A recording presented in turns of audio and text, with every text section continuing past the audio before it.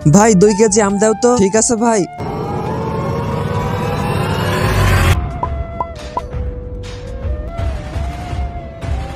আরে এই নিন ভাইজান আপনাদের 2 কেজি আম। ভাই কত টাকা দিব? ভাই আপনাদের 250 টাকা হয়েছে।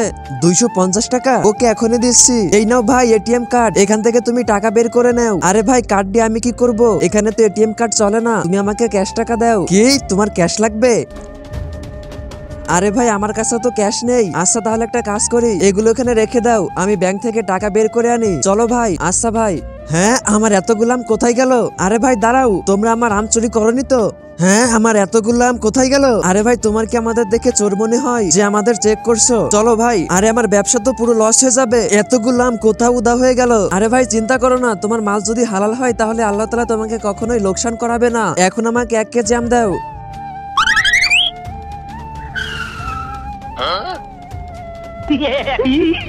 আরে বাহ আজকে তো খুবই ভালো মাল পেয়েছি, চলো সবাই একটা করে খাই।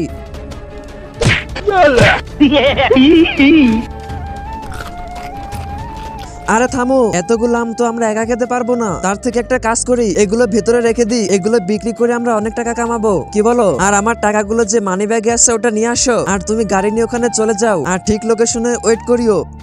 আরে ভাই একটা কথা শুনো বন্ধুরা, এই ছবিটিকে ভালোবাসলে ভিডিওতে একটি লাইক করে চ্যানেলটি সাবস্ক্রাইব করে যাও, আর কমেন্ট বক্সে সুন্দর একটি নাম লিখে যাও। ভাই আমি বলতেছি এত লোভ ভালো না, আমরা যদি ধরা পড়ে যাই তাহলে তো আমাদের অনেক মারবে। আরে হারামখোর, টাকা কামাতে গেলে একটু তো রিস্ক নিতেই হবে, চলো কোনো ব্যাপার না।